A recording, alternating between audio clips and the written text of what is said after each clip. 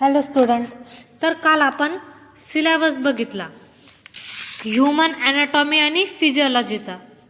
तर आपण आज फर्स्ट लेक्चरला सुरुवात करणार आहोत. फर्स्ट लेक्चरमध्ये आपल्याला काय बघायचं आहे, तर ह्यूमन ॲनाटॉमी आणि फिजिओलॉजीमध्ये काही बेसिक कन्सेप्ट आहे, काही बेसिक टर्म्स आहे ज्या तुम्हाला माहीत असल्या पाहिजे. तर त्या आपण व्हेरियस डेफिनेशन्स बघणार आहोत आणि इंट्रोडक्शन बघणार आहोत. ॲनाटॉमी म्हणजे काय, फिजिओलॉजी म्हणजे काय, बेसिकली आपल्याला काय स्टडी करायचं आहे ह्यूमन ॲनाटॉमी आणि फिजिओलॉजीमध्ये, हे सर्व आपण आजच्या लेक्चरमध्ये बघणार आहोत. आपण चॅप्टर फर्स्टला सुरुवात करत आहोत. आपण ह्यूमन ॲनाटॉमी आणि फिजिओलॉजीचं आज इंट्रोडक्शन बघणार आहोत. तर फर्स्ट तुम्हाला आपण जो स्टडी करणार आहोत ॲनाटॉमी आणि फिजिओलॉजी, ही पूर्ण ह्यूमनची स्टडी करणार आहोत. म्हणजे जी ह्यूमन बॉडी आहे तिची ॲनाटॉमी पण बघणार आहोत आणि फिजिओलॉजी पूर्ण, म्हणजे आपल्या बॉडीच्या व्हेरियस सिस्टीम आहे, skeletal, muscular, nervous system, circulatory किंवा रिप्रोडक्टिव्ह सिस्टीम, डायजेस्टिव्ह सिस्टीम, ह्या सर्व सिस्टीम आपण डीपमध्ये स्टडी करणारच आहोत. पण त्याआधी आपल्याला जे इंट्रोडक्शन आहे, जे म्हणजे काय आहे बेसिकली ॲनाटॉमी, काय आहे फिजिओलॉजी, हे आपण आज स्टडी करणार आहोत. तर फर्स्ट ॲनाटॉमी आणि फिजिओलॉजी. ॲनाटॉमी म्हणजे काय? Anatomy is the study of the structure of the whole body. म्हणजे पूर्ण होल बॉडीचा आपण स्ट्रक्चरचा स्टडी करणार आहोत ॲनाटॉमीमध्ये. आणि also the study of its individual parts and their relation to one another, हे आपण ॲनाटॉमीमध्ये बघणार आहोत. म्हणजे study of the body structure म्हणजे ॲनाटॉमी. काय? Science of the structure, that is the anatomy. आणि सेकंड काय आहे? फिजिओलॉजी. फिजिओलॉजी म्हणजे काय? It is the concern with the way in which the various part work. म्हणजे जे व्हेरियस पार्ट आहे बॉडीचे ते कसे वर्क करतात हे आपण फिजिओलॉजीमध्ये बघणार आहोत. आणि how they integrate to produce a coordinated action of the whole body, हे that is the physiology.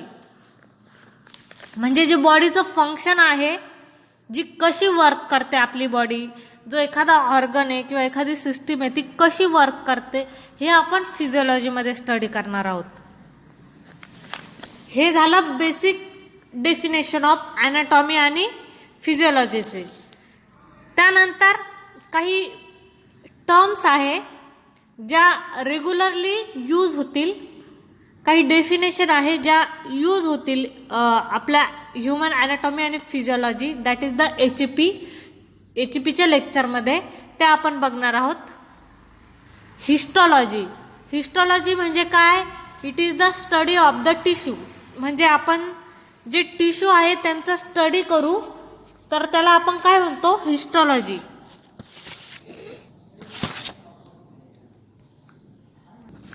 Various टाईपचे टिश्यू आहे. Epithelial tissue, muscular tissue, nervous tissue, connective tissue, ह्या सर्वांचा आपण स्टडी करू, दॅट इज द हिस्टॉलॉजी. त्यानंतर सेकंड काय आहे? Cytology. Like a histology uses a microscope but restrict the study to a individual cellular structure.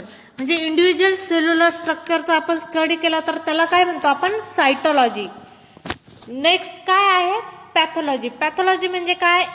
Is the study of the anatomical change due to the disease.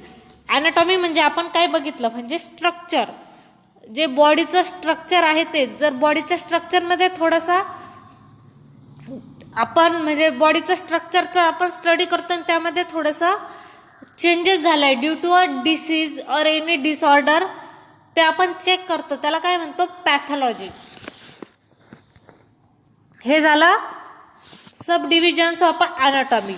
त्यानंतर आपण next काय बघणार आहोत? Levels of organisation. म्हणजे आपली body, म्हणजे आपलं जे ऑर्गॅनिझम आहे तो कसा तयार झाला आहे. तर फर्स्ट असतं केमिकल. व्हेरियस बायोमॉलिक्यूल असतात, त्यापासून ॲटम तयार होतो.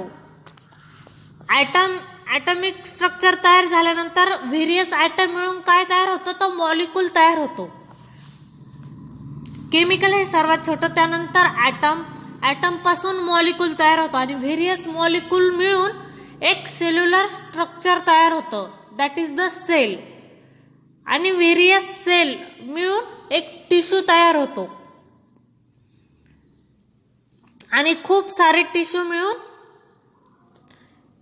म्हणजे 2 or more टिश्यू मिळून एक ऑर्गन तयार होतो आणि व्हेरियस ऑर्गन एकत्र मिळून एक सिस्टीम तयार करतात, म्हणजे skeletal system, muscular system, nervous system, digestive system किंवा रिप्रोडक्टिव्ह सिस्टीम, ह्या सर्व सिस्टीम तयार होतात आणि त्या सिस्टीम मिळून, ह्या खूप साऱ्या सिस्टीम मिळून काय एक ऑर्गॅनिझम तयार होतो. ही एक प्रोसेस झाली लेवल ऑफ ऑर्गनायझेशन, म्हणजे ही स्मॉलेस्ट टू लार्जेस्ट वाढत जाते. म्हणजे केमिकलपासून खूप सारे केमिकल मिळून एक ॲटम तयार होतो, ॲटम मिळून एक मॉलिक्यूल तयार होतो आणि मॉलिक्यूल एकत्र येऊन एक सेल तयार होते, दॅट इज द सेल्युलर. आणि खूप साऱ्या सेल एकत्र येऊन एक टिश्यू तयार होतो आणि टिश्यू मिळून एक ऑर्गन तयार होतो आणि एकाच सिस्टममध्ये 2 or more ऑर्गन ते वर्क करतात, दॅट एक सिस्टम तयार होते आणि लास्टला ज्या सिस्टम आहे व्हेरियस त्या कोऑर्डिनेट करतात, त्यांचं वर्क करतात, त्याला एक ऑर्गॅनिझम एक तयार होतो. ही आहे level of organisation. The chemical level of organisation, एक ॲटम तयार होतो, ॲटम नंतर मॉलिक्यूल आणि मॉलिक्यूल नंतर cell. The cell is the next in a complexity, in fact many billion of times more complex than the molecule. Cell काय आहे, are the basic structural and functional unit of the organism. Cell हे basic structural आणि functional unit आहे आपल्या ऑर्गॅनिझमचं. त्यानंतर tissue. Tissue काय आहे, are the group of cell that work together to perform a similar function. A tissue consists of the cells and products of cells specially developed for carrying out a certain specific function. The tissue are classified according to their size, shape and function. Various type आहे tissue, तर ते कशावरनं classify केले जातात, तर त्यांच्या साईजवरनं, शेपवरनं आणि त्यांचं function हे डिफरंट आहे, त्यावरनं टिश्यूचे क्लासिफिकेशन केलेलं आहे. कोणकोणते टिश्यू आहे, तर epithelial tissue, muscular tissue, nervous tissue आणि कनेक्टिव्ह टिश्यू. इपिथेलियम टिश्यूचे पण नंतर टाईप आहे, हे आपण डीपमध्ये स्टडी करणारच आहोत टिश्यू चॅप्टरमध्ये. आत्ता मी तुम्हाला एक बेसिक सांगते आहे का असे एवढे टिश्यू असतात किंवा सेल असते, सेल किंवा किती ऑर्गन असतात आपल्या बॉडीमध्ये, किती सिस्टीम आहे, कशा वर्क करतात, हे आपण डीपमध्ये स्टडी करणारच आहोत. आज मी बेसिक इंट्रोडक्शन घेत आहे HAPचं, ह्युमन ॲनाटॉमी आणि फिजिओलॉजीचं. त्यानंतर टिश्यू मिळून, वेगवेगळ्या टाईपचे टिश्यू मिळून एक ऑर्गन तयार होतो. Organs are the structure composed of 2 or more different types of tissue. All but the simplest of organ have a 4 basic tissue represented. Organ system work cooperatively to perform a necessary life function. म्हणजे एक organ मिळून एक system तयार होती. उदाहरणार्थ excretory system आहे, तर त्यामध्ये कोणकोणते ऑर्गन वर्क करतात, तर किडनी आहे, लार्ज इंटेस्टाईन आहे, स्किन आहे, लंग आहे. हे 4 ऑर्गन मिळून कोऑर्डिनेशन करून त्यांची जी सिस्टीम आहे that is the excretory system, he work होते.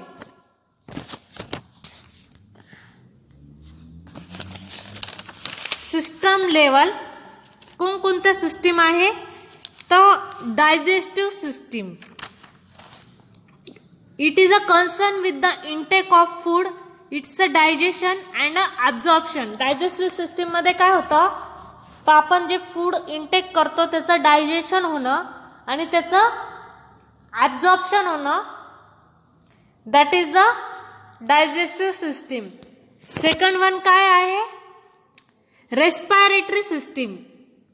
रेस्पायरेटरी सिस्टीमचं काम काय आहे, ही ऑक्सिजन सप्लाय करते बॉडीला आणि ऑक्सिजन कुठून घेते, तर ॲटमॉस्फिअरमधनं. ज्या ॲटमॉस्फिअरमधनं जी ऑक्सिजन घेते ती बॉडीला सप्लाय करते आणि डिस्पोजेस करते कार्बन डायऑक्साईड. म्हणजे जे वॉटर वेपर, म्हणजे जे वेस्ट मटेरियल आहे कार्बन डायऑक्साईड आणि वॉटर वेपर, ते बॉडीच्या बाहेर टाकते. हे रेस्पिरेटरी सिस्टीमचं वर्क आहे. त्यानंतर काय आहे, cardiovascular system.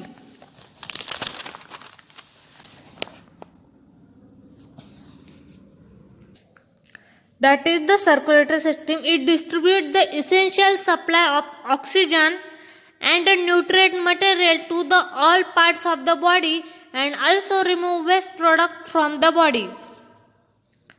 Via the blood distribute oxygen and nutrient to all body cells and delivers waste and carbon dioxide to the disposal organs. हे कार्डिओव्हास्क्युलर सिस्टीममध्ये होतं. त्यानंतर दुसरी सिस्टीम कोणती आहे, युरिनरी सिस्टीम. म्हणजे युरिनरी सिस्टीम मध्ये काय होतं, it removes the waste product from the body. It comprise of organs like kidney, large intestine, skin and lungs.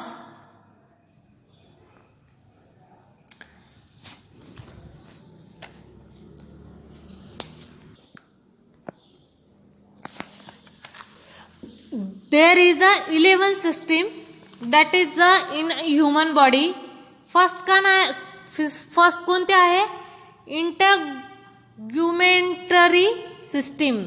कोणकोणते ऑर्गन्स येतात त्यात, हेअर्स, नेल्स, स्वेट ग्लँड्स आणि ऑइल ग्लँड्स. हे इंटिग्युमेंटरी सिस्टीम येतं.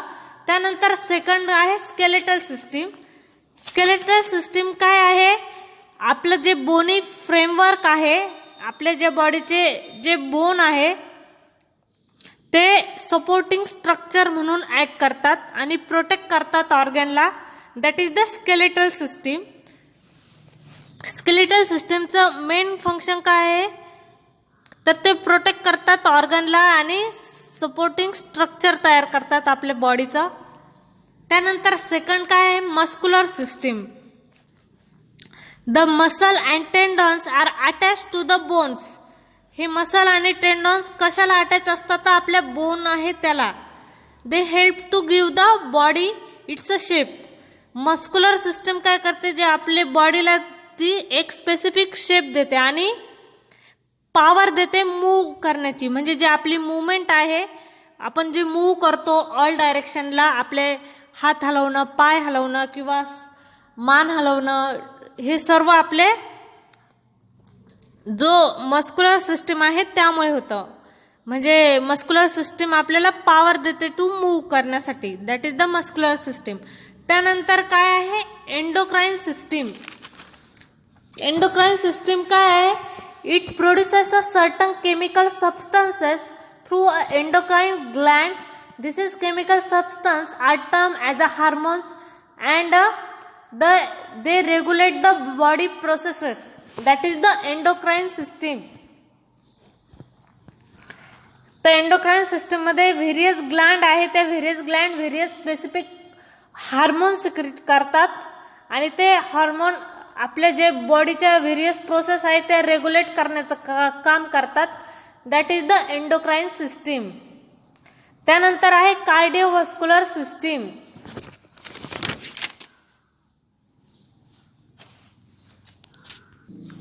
कार्डिओव्हास्क्युलर सिस्टीम काय करते, distribute the essential supply of oxygen and nutrient material to all part of the body and also remove the waste product from the body. हे cardiovascular system आहे.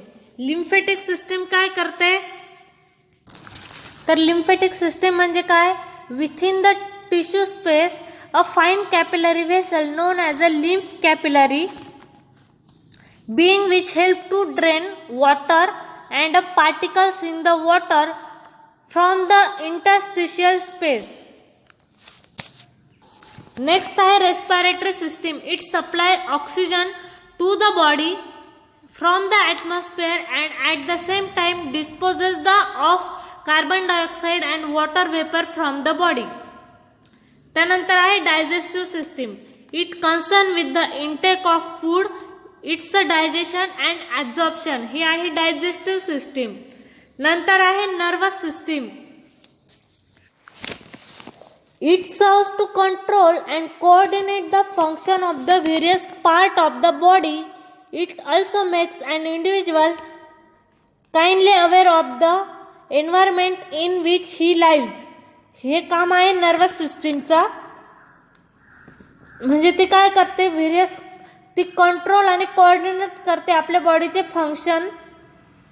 जे various part आहे आपल्या बॉडीचे त्यांचं फंक्शन कोऑर्डिनेट आणि कंट्रोल करण्याचं काम नर्वस सिस्टीम करते. त्यानंतर आहे urinary system. It removes the waste product from the body. That is the urinary system. आणि लास्टला आहे reproductive system. It is the means by which the life is transmitted from one generation to another in order to continue the life cycle on the earth. Reproductive सिस्टीममध्ये जे आपले one generation आहे ती म्हणजे another generation continue करण्यासाठी एक नवीन human being तयार होणं, that is the reproductive system. Levels of organisation. an organism consists of the collection of the system. आपल्या लाईफच्या व्हेरियस प्रोसेस आहे ज्या इम्पॉर्टंट आहे. कोणकोणतं आहे? मेटाबॉलिझम. जे आपण जे खातोय त्याचं मेटाबॉलिझम होणं हे खूप इम्पॉर्टंट प्रोसेस आहे. त्यानंतर आहे रिस्पॉन्सिव्हनेस. म्हणजे आपल्याला जर कुठं काही लागतंय किंवा टच होतंय, सेन्स होणं, जे सेन्स होतंय त्याला रिस्पॉन्स देणं. म्हणजे एखादं आपल्याला भासतंय तर आपण पटकन हातमाग घेणं, ते दॅट इज द रिस्पॉन्सिव्हनेस. त्यानंतर आहे बॉडीची मुवमेंट. आपण जी मुवमेंट करतो, आपले हातपाय हलवणं वगैरे मुवमेंट, ही पण एक प्रोसेस आहे. त्यानंतर आपली ग्रोथ, सेलची ग्रोथ, आपल्या पूर्ण बॉडीची ग्रोथ. आणि नंतर आहे डिफरन्शिएशन. आणि लास्टला आहे रिप्रोडक्शन. ह्या आपल्या 6 इम्पॉर्टंट लाईफ प्रोसेसेस आहे. In health, all parts of body must be functioning together in process called a homeostasis. Homeostasis म्हणजे काय? जे आपल्या बॉडीचे व्हेरियस पार्ट आहे ते त्यांचं फंक्शन आहे, ते त्यांचं वर्क करतात ते. आणि जे व्हेरियस फंक्शन आहे त्याचं ते परफॉर्म करतात आणि वर्क करतात टुगेदर. त्या ऑल प्रोसेस व्यवस्थित सुरळीत चालू राहणे, दॅट इज द होमिओस्टॅसिस. आपल्या बॉडीमध्ये कोणकोणते फ्लुइड्स आहे व्हेरियस? तो वॉटर इज बॉडी फ्लुइड्स कोणकोणते आहे? बॉडी फ्लुइडची डेफिनेशन काय आहे? Body fluids are defined as a dilute watery solution containing dissolved chemical inside or outside of the cell, maintaining the volume and a composition of the body fluid is important. Intracellular fluid is the fluid within the cell. म्हणजे आपल्या ज्या सेलमध्ये आहे ते fluid असतं त्याला आपण काय म्हणतो? Intracellular fluid. म्हणजे सेलच्या मध्ये असणं त्या फ्लुइडला आपण म्हणतो इंट्रासेल्युलर फ्लुइड. आणि तेच फ्लुइड जर सेलच्या बाहेर असेल तर त्याला आपण काय म्हणणार? Extra cellular fluid. आणि जे फ्लुइड एक्स्ट्रा सेल्युलर फ्लुइड आणि टिश्यूच्या मध्ये असतात त्याला काय म्हणतात? Interstitial fluid. ह्या काही कन्सेप्ट आहे त्या तुम्ही लक्षात ठेवा. त्यानंतर काही इम्पॉर्टंट बॉडी फ्लुइड्स आहे. फर्स्ट आहे ब्लड प्लाझ्मा. कुठे असतं ते extra cellular fluid within the blood. आपले जे ब्लड व्हेसल आहे, ब्लड व्हेसलमध्ये ब्लड प्लाझ्मा असतं, ते सेलच्या बाहेर एक्स्ट्रा सेल्युलर फ्लुइड मध्ये असतं. त्यानंतर लिम्फ कुठे असतं ते पण एक्स्ट्रा सेल्युलर फ्लुइड मध्ये असतं विथिन द लिम्फॅटिक व्हेसल. जे आपल्या लिम्फॅटिक व्हेसल आहे, व्हेरियस लिम्फॅटिक नोड आहे, तिथे लिम्फ असतं, ते एक्स्ट्रा सेल्युलर फ्लुइड मध्ये असतं. त्यानंतर आहे सेरिब्रोस्पायनल फ्लुइड, ते पण एक्स्ट्रा सेल्युलर फ्लुइड आहे. ते कुठे असतात तर आपल्या ब्रेन मध्ये आणि स्पायनल कॉर्ड मध्ये असतं. That is the CSF, cerebrospinal fluid. त्यानंतर सायनोव्हियल फ्लुइड, हे पण एक्स्ट्रा सेल्युलर फ्लुइड आहे. ते कुठे असतं तर आपले जे जॉईंट आहे व्हेरियस, त्या जॉईंट मध्ये सायनोव्हियल फ्लुइड असतं. त्यानंतर ॲक्वियस ह्युमर, हे कुठं असतं एक्स्ट्रा सेल्युलरली फ्लुइड आहे, हे पण हे in the I, that is the aqueous humour.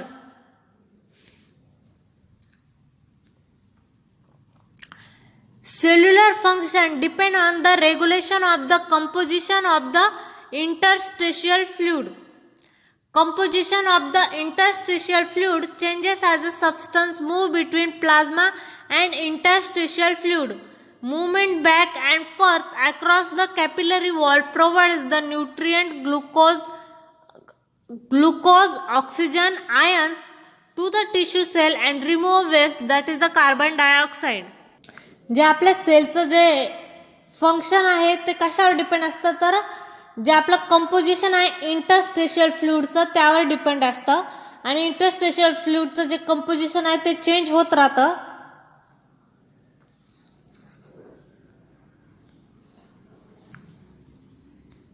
त्यानंतर नेक्स्ट काय आहे, control of homeostasis is a constantly being challenge by a physical insult such as a intense heat or a lack of oxygen. जर intense heat असली म्हणजे खूप जास्त प्रमाणात heat आणि जर लॅक ऑफ ऑक्सिजन असेल तर ते आपण जे होमिओस्टॅसिस प्रोसेस आहे म्हणजे जे सेल्युलर फंक्शन आहे ते व्यवस्थित वर्क होत नाही. सेकंड काय आहे, changes in the internal environment such as a drop in the blood glucose due to the lack of food. हे होमिओस्टॅसिस कसं कंट्रोल होत नाही, काय काय चॅलेंजेस आहेत त्यामुळे, म्हणजे आपले जे सेल्युलर फंक्शन आहे ते प्रॉपर वर्क होत नाही. कशामुळे होत नाही तर changes in the internal environment किंवा फिजिकल इन्सेट किंवा फिजिओलॉजिकल स्ट्रेस. लास्टला काय आहे, physiological stress, that is the such as a demand of work or a school. जी आपली होमिओस्टॅसिस प्रोसेस आहे म्हणजे जे आपल्या सेल्युलर फंक्शन आहे ते प्रॉपर वर्क होत नाही, तर कशामुळे होत नाही हे. त्यानंतर आपल्या बॉडीच्या काही फीडबॅक सिस्टीम आहे, म्हणजे व्हेरियस सायकल आहे आपल्या बॉडीमध्ये जे कंटिन्यू वर्क करत असतात. Body is a monitor and remonitor. Each monitor variable as term a control condition. 3 basic components are a receptor, control center आणि इफेक्टार. हे आपण एका स्ट्रक्चरद्वारे समजून घेऊ का काय आहे.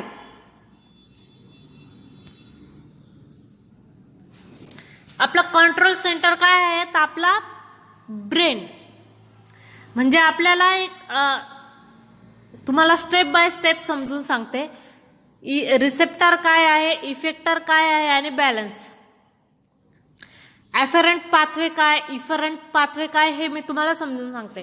First, stimulus produce a change in the variable. म्हणजे आपल्याला सिंपल एक्झाम्पल आहे, आपल्या बोटाला चटका बसला हाताच्या, तर आपल्याला जे स्टिम्युलस आहे ते रिसेप्टर हे डिटेक्ट करतात आपल्या बॉडीमध्ये काहीतरी चेंजेस झाले, ते इन्फॉर्मेशन सेंड करतात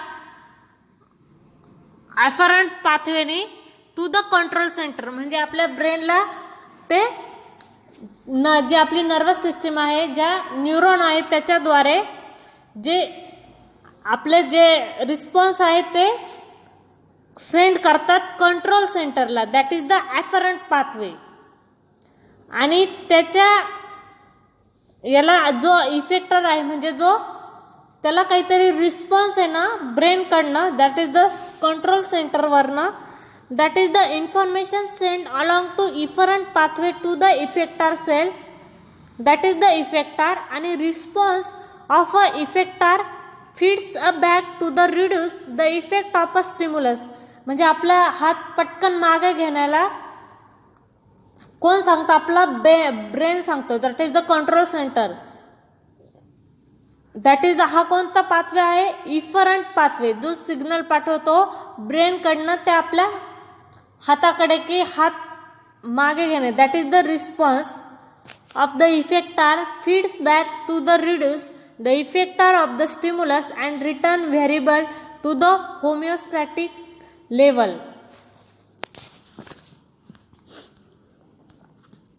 त्यानंतर आपल्याला व्हेरियस ॲनाटॉमिकल टर्मिनॉलॉजी स्टडी करायची आहे, ज्या आपण रेग्युलरली यूज करणार आहोत आपल्या HP सब्जेक्टमध्ये.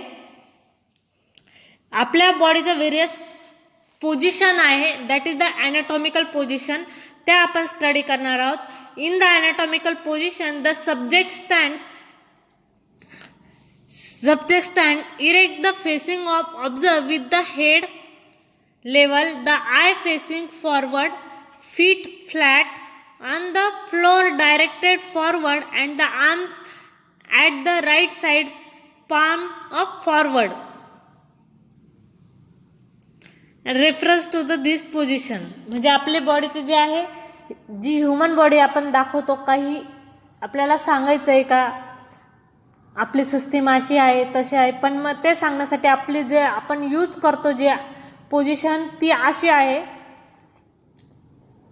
म्हणजे समोर एक असा व्यक्ती आहे, तो दाखवला आहे, त्याचे जे पाम आहे, ते हात आहे ते फॉरवर्ड डायरेक्शनने आहे. देअर आर्म्स देअर साइड्स आहे, त्याचे फीट आहे ते फ्लॅट आहे ऑन द फ्लोअर. आय आहे ते फेसिंग फॉरवर्ड आहे. हे सर्व दाखवलं जातं. त्यानंतर आपण व्हेरियस ॲनाटॉमिकल टर्मिनॉलॉजी बघणार आहोत. म्हणजे आपण व्हेरियस डायरेक्शन दाखवतो, that is the directional terms. First काय आहे? सुपेरियर आणि इन्फेरियर. सुपेरियर काय आहे? It indicate the structure near to the head. आपल्या हेडच्या जवळ असणारे structure, that is the superior. आणि इन्फेरियर काय आहे? It indicates a structure away from the head, that is the inferior. Above आणि top towards the head, that is the superior. आणि below आणि bottom away from the head, that is the inferior. ह्या concept तुम्ही लक्षात ठेवा, ह्या आपल्याला कायम यूज होणार आहेत. सुपेरियर काय आहे, इन्फेरियर काय आहे. व्हेरियस ॲनाटॉमिकल पोझिशन आहे is a standardize method of observing a imagine of the body allow precise of and consistent anatomical reference. Anterior view काय असतो? तर आपला जो समोरून असतो, अँटेरियर व्ह्यूला अजून एक नाव आहे, that is the ventral view.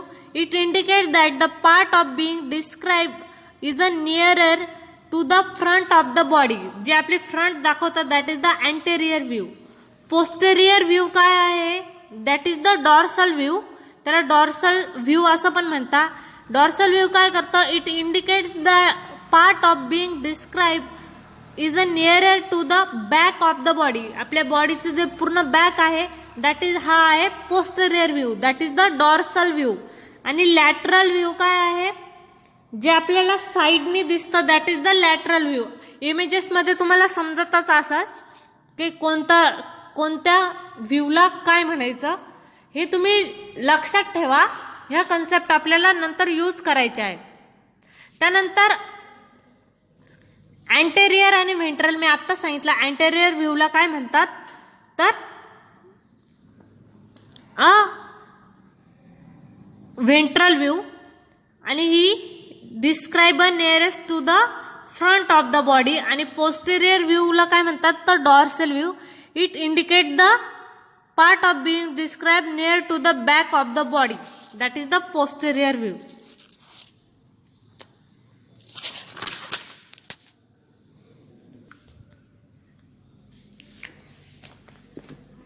Various directional terms आहे प्रॉक्सिमल. ह्या टर्म्स कशासाठी यूज केले जातात तर डिस्क्राइब करण्यासाठी बोन्स ऑफ द लिम्स. हे डिस्क्राइब करण्यासाठी प्रॉक्सिमल आणि डिस्टल यूज केले जातात. प्रॉक्सिमल काय आहे, the end is the nearest to the point of the attachment of the limbs and the distal काय आहे, end is a furthest away, that is the distal. तुम्हाला image मध्ये दिसत असेल प्रॉक्सिमल काय आहे आणि डिस्टल काय आहे. प्रॉक्सिमल काय आहे, nearest to the origination that is the proximal आणि further from origination that is the distal. त्यानंतर नेक्स्ट काय आहे, सुपरफिशियल आणि डीप. सुपरफिशियल म्हणजे काय, towards the surface that is the superficial. आणि डीप काय, towards the core of the body that is the deep.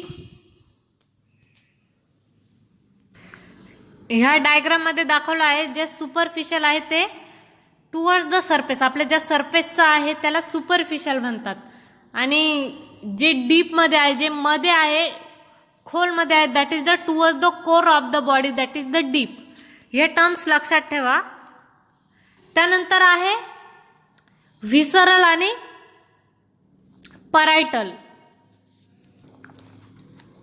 Visceral काय आहे, pertaining to a covering over an organ.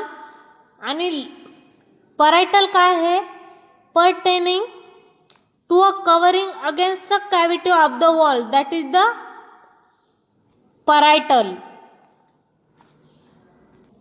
तर इथे आपण काही टर्म्स बघितल्या, काही कंडिशन बघितल्या. नेक्स्ट लेक्चरमध्ये आपण काही अजून कन्सेप्ट बघणार आहोत, अजून टर्म्स बघणार आहोत. तर इथे मी माझं लेक्चर स्टॉप करते. थँक्यू.